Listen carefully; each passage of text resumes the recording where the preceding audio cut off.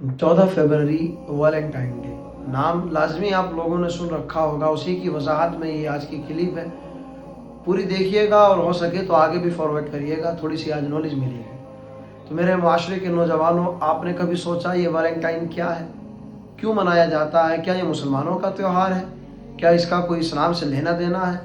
नहीं मेरे प्यारों, ये किसी दौर में कोई रोमन बादशाह जब तख्त नशी हुआ था, बादशाह बना था, तो उसने एक कानून नाफिज किया था कि जो शादीशुदा है वो जंगों पर जब नहीं जा रहे थे और देखा था कि फ़ौज की जो तादाद है वो दिन ब दिन कम हो रही है, कानून ये बना था कि अब उसकी जो सल्तनत है जहाँ तक, वहाँ उस दौरान उस बीच कोई शादी नहीं करेगा। अब शादियाँ पोस्टपोन कर दी गई थी, यानी कि रद्द कर दी गई थी। आलम यह था कि बेहयाई आम हो गई थी, बदकारी आम हो गई थी, क्यों शादियाँ बंद हो गई थी।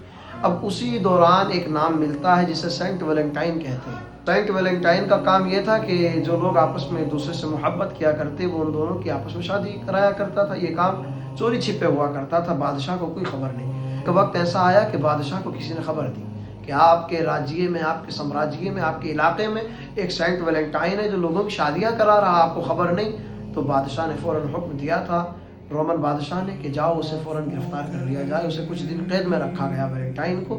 जब 14 फरवरी का दिन आया तो उसे फांसी की सज़ा सुना दी गई, उसे फांसी दे दी जाती है, उसकी दर्दनाक मौत हो जाती है। उसी दिन से ये 14 फरवरी, जो उस दौर के नौजवान थे उन्होंने ये तारीख नोट की और वो दिन सेलिब्रेट करते आए। आज सैकड़ों साल बीत गए।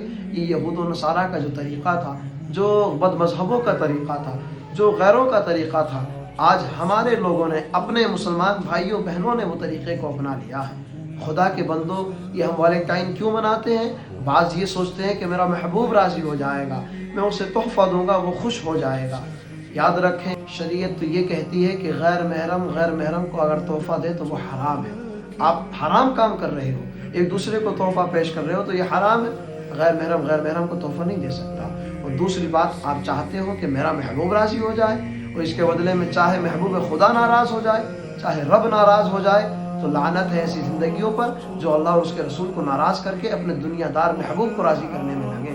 मैं दुआ करता हूँ मौला ताला की बारगाह में कि मौला करीम हमारे माशरे के नौजवानों को हिदायत अता फरमाए।